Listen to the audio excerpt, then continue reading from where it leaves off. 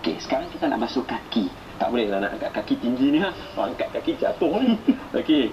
Kaki, anggapkan ini kaki sidang penonton yang saya kasih sekalian. Inilah kaki kita, bukan kaki saya, bukan kaki. Contoh kaki. Okey, contoh kaki. Simbahkan air ke kawasan sini. Simbahkan, tuangkan air. Tuangkan air. Atas sini. Ya, tunjuk dulu kepada sidang penonton. Sidang penonton, bahagian bawah sini, kalau kaki yang sebetulnya kawasan tumit kita, tidak akan kena air. Terutamanya mereka yang kaki tumit pecah. Kita panggil istilah tumit pecah.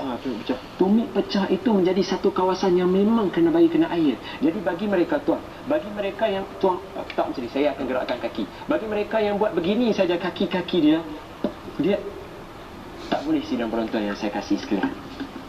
Air tidak rata.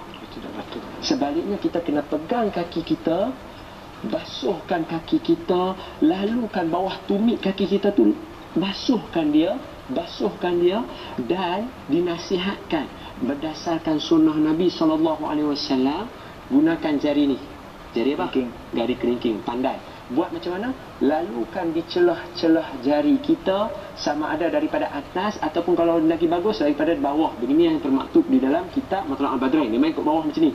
Tapi kalau dah berdiri tak stable, nanti jatuh berdebuk macam tu, tak payah. Basuh aja jari yang mana dah. Janji lalukan di celah-celah jari kaki kita. Mulakan yang sebelah kanan, daripada sebelah kiri. Berapa kali setiap? 3. Pandai. Sidang penonton yang saya kasih sekalian, andai kata sudah selesai berwuduk, tadi kita kata wuduk kita menghadap kiblat. Bila kita menghadap kiblat, kita dah ambil wuduk, maka angkat tangan, dongakkan kepala. Asyhadu an la ilaha illallah wahdahu la syarikalah wa asyhadu anna sayyidina Muhammadan abduhu wa rasuluh.